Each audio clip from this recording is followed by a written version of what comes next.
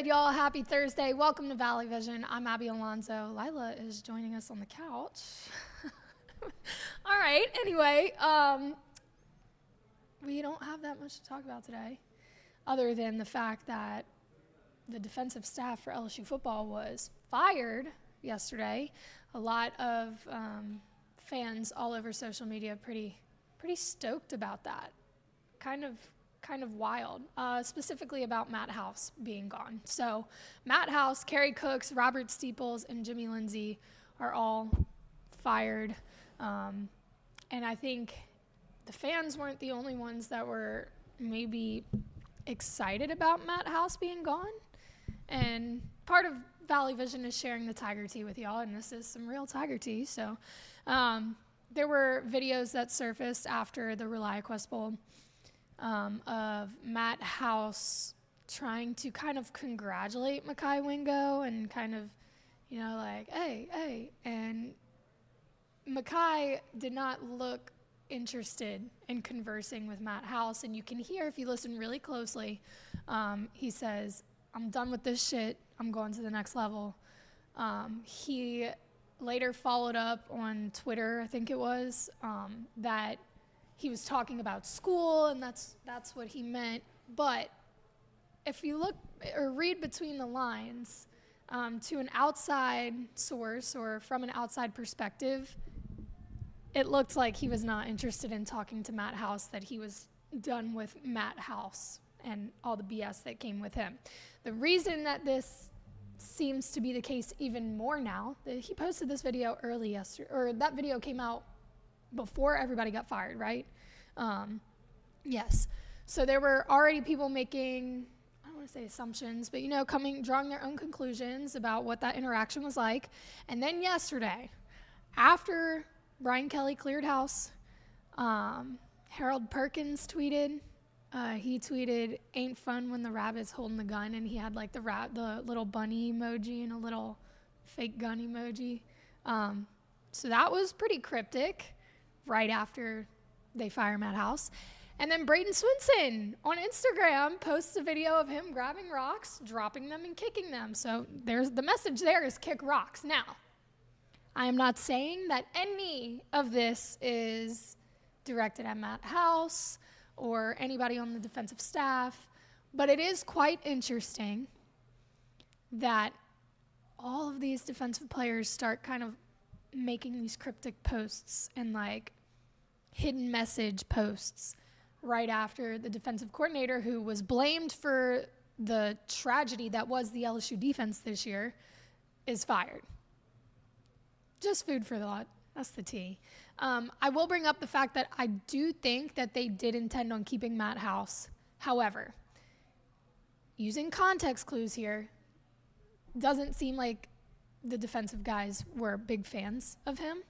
And they have their one-on-one exit meetings, and kind of you have your player meetings after the season. And I have to wonder whether it was voiced in those meetings that they were not fans of Matt House or the way that the defense was run. And Brian Kelly made the decision, in the best interest of our team, which is what he said in his statement. They're letting all these guys go. Thoughts, Joseph? Whoa, full name, huh? I have a hard time believing that Brian Kelly made the decision to let go of an entire defensive staff because of a potential opinion of the players. Okay. I have a really hard time believing that. I think that that's not a decision that you make lightly. It's something that has to have a lot of thought put behind it. So I'm 100% sold that decision was made long before the Wisconsin game. Yeah. I've heard conflicting things of he was doubled down, locked in on Matt House and the staff. And then I heard the same thing of rumors of oh, he's definitely gone after the season. We're not in the room, so we don't know. So we're just going to sit here and speculate and air it all out. Well, I'll put it this way. I hope that decision was not made because of players. Now, I will say. Okay. I will say that it's very apparent that the players didn't like Matt House. So I'm not going to argue that point. But I hope that it was not made I hope that this was not a decision made by Brian Kelly because the players didn't want Matt House. I think that sets a really bad precedent, and what happens is you create a mutiny within your team where players make the rules, and that's not what you want. I don't think, let me backtrack because I didn't clarify this. I don't think that was like the sole reason of why he did it. I think that was kind of icing on the cake of like, you already see like the fans don't like him, his system's not working. Like there are a lot of things that he could have been fired for. But having your guys all come in and say the same thing, because it wasn't just one guy that said, like, kick rocks or whatever. It was a couple of the big names on the defense who have good, big followings, and they know that, and they're making these comments on social media. So, like, if you've got some influential guys on your team that are coming to you and being like, yo, like, he's not it. If enough of them do that and you've already got other reasons to get rid of him, then, I mean... Now, I'm not saying that for the whole staff, and this is Matt House specifically. Yeah. I know you had mentioned yesterday that Robert Steeples was a good recruiter, so that's not great that way, but... Yeah. I mean, look... did you not yesterday say that he was a good recruiter? No. I said that Frank Wilson and Joe Sloan were 2 of the top 5 recruiters in the Yeah, country. but somebody came in here yesterday and said that he's pretty good at recruiting. He's very active on social media. Robert Steeples. Bro, you were standing right there, yo. I'm tripping. Anyway, go ahead. Yeah, so I don't know if that's the reason. Obviously, we don't know if that's the reason that Matt House got kicked to the curb, but he did. So, any thoughts on who they might bring in to replace him? Yeah, there's some talk about Baker, the defensive coordinator over at Missouri. He just got extended. There, so LSU would obviously have to pay him out and then also pay him a contract. So I don't know about that. There's conversation about Dave Aranda. Some of the conversation around that is, well, you brought back Bo Pelini because you thought he was going to be really good, and that it just doesn't always work right. out. So I don't know. Look, I don't know. I heard. I have no idea. Let me just put it that way. I'm very excited to see who LSU brings in and what direction they want to take the defense.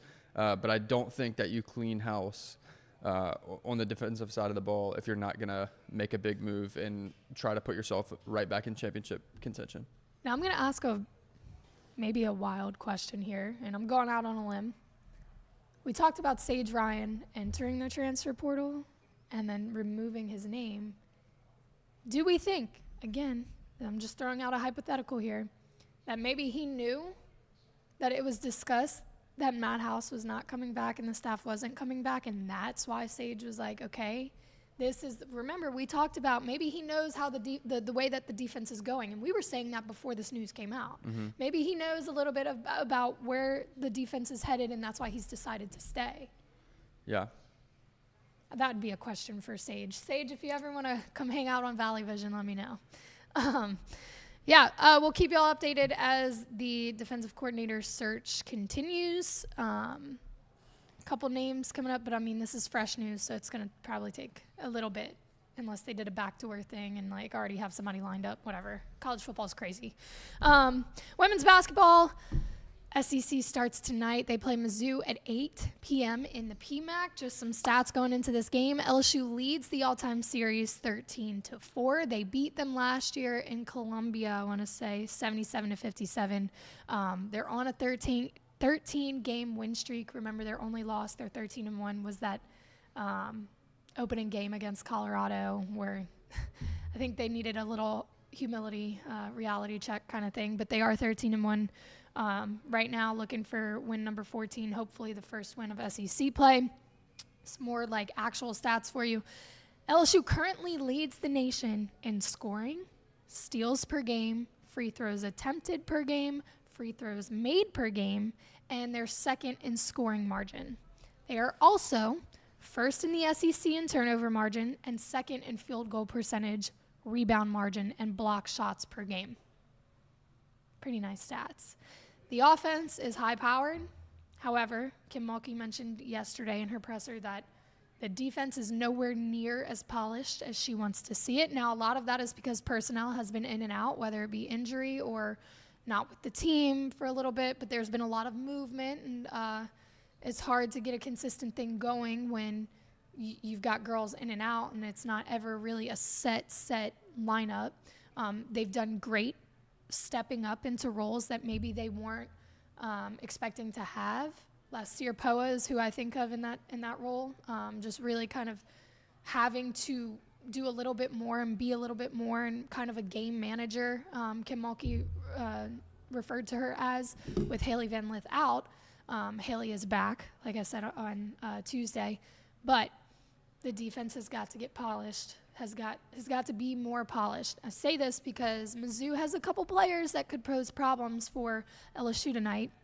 It's normally a pretty good game between LSU and Mizzou. They've got forward Hayley Franks. She has had double-digit scoring in 11 of 13 games, and she leads Mizzou with a 16.2 shooting average, which makes her, or she's ranked 7th in the SEC with that. She also ranks 13th in rebounds, has made a team-high 27 threes, and is the school's 6th all-time leading scorer. They've also got guard Ashton Todd, who has 4 double-doubles, and she's also next at 14.4 points and 6.7 rebounds in those rankings.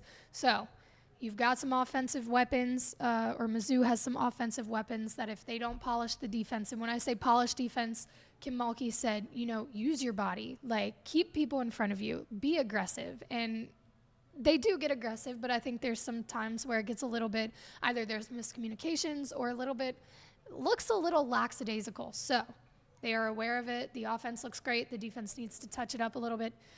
First real challenge tonight, all the non-conference games before this don't matter. You're starting at 0-0. It's a clean record now. This is when it matters. So we'll see if they can bust it open and get a win number 1 of the SEC season. And not to mention, we'll be at the game tonight. But if you're going, it is Dress Like Kim Mulkey game. Okay, so LSU basketball marketing has put out kind of like an incentive. Like if you dress like Kim Mulkey and you're the best dressed, you could win one of her game-worn jackets. So I'm sure we're going to be seeing a lot of sequins, a lot of bright colors, Queen of Sparkles, all the vibrant, sparkly stuff. I went with pink, and that's about as far as I'm going to go. There will be no sparkles. There's some little sparkles on my eyes, but that's it. No sequins for me. However, we're going to be talking to people who are wearing their best Kim Mulkey outfit. So it should be fun tonight. I'm looking forward to it. Late night for us, but we will be back tomorrow. We'll have a show at 11 early. Mic'd Up comes in after us, so we're going to run it at 11 before the gym meet tomorrow. We appreciate y'all for watching, and we'll see y'all soon.